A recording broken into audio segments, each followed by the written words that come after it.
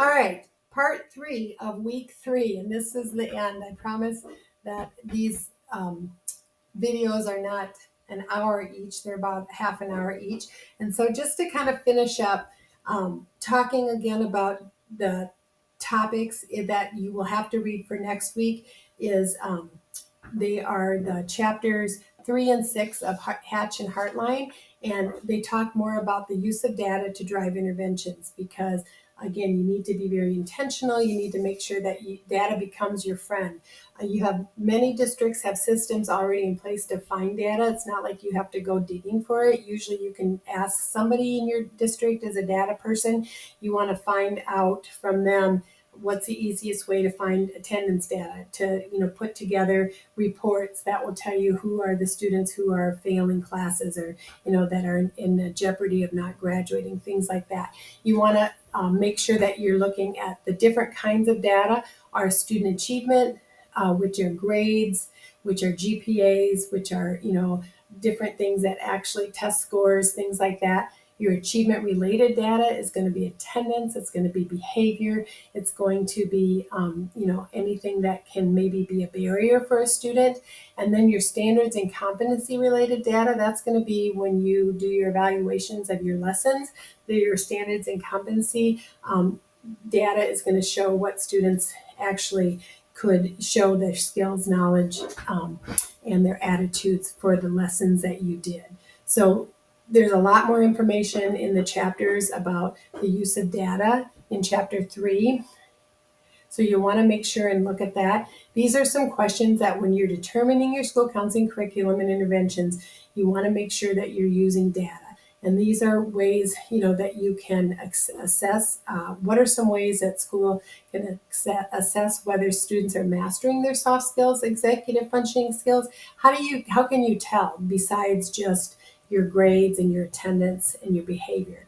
You are going to also use different approaches to make sure that all students in need of the Tier 2 are identified. You want to make sure you're not letting any students fall through the cracks. You need to make sure that other stakeholders might be enlisted, such as, again, mental health counselors in your area. I know in the high school level, we also bring in an agency called Iowa College Access Network, who helps with filling out the FAFSA for students. So you use other stakeholders as well as supports in your community.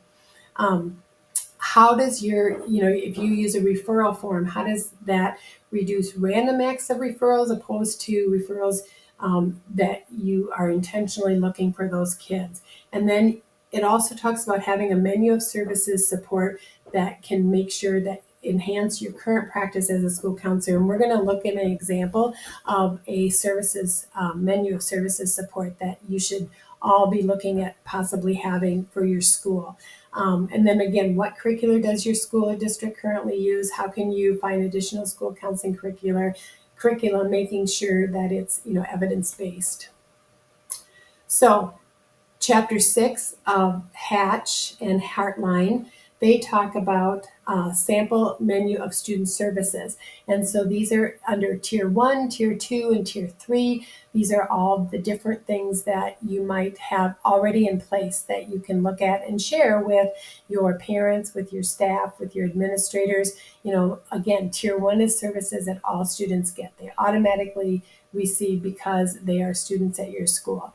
Tier 2 are going to be opportunities for your students because they might have some barriers and they might need a little bit more support. And so that could be small groups, it could be individual counseling, short term, it could be, credit recovery, it could be tutoring, it can be a whole bunch of different things that are listed here. And each school will have different options for Tier 2 and Tier 1. And then Tier 3, child study team consultation, that might be like your problem solving group.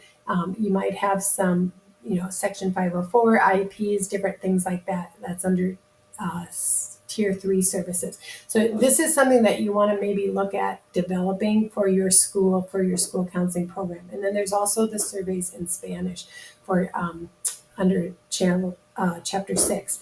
So next week, week 4, June 4th, we will have a Zoom again. I will have you have a discussion question for you right now that if you can respond to that by Sunday or by Thursday, and then have 2 responses to your peers by Sunday night. Next week, we're going to talk a little bit more about chapters 4 and 5, which program evaluations using data to evaluate interventions and action plans, getting a little bit more specific.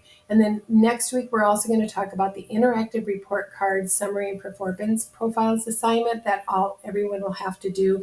And that involves looking at websites and kind of figuring out what is some data for your schools that maybe you're going to look and determine what are some interventions that you will need to do for your school. Week 5, June 11th, we are going to talk about Hatch and Heartline chapters 8 and 9.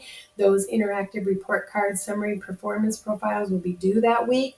And then the next week, June 18th, we will also have a Zoom, and we're going to talk about comprehensive ASCII developmental programs, chapters 10, 11, and 12 of Hatch and Heartline, because that is going to kind of be tying everything together, and we're getting closer to the end. So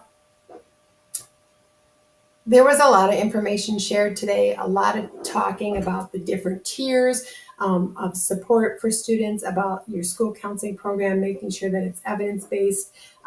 You probably have questions, concerns, comments, fears, hopes, and anything you would like to write. I would like you to go to the School Counselor Padlet and just write. All you have to do is click on the plus, and you can write anything you want, like what the heck is she talking about?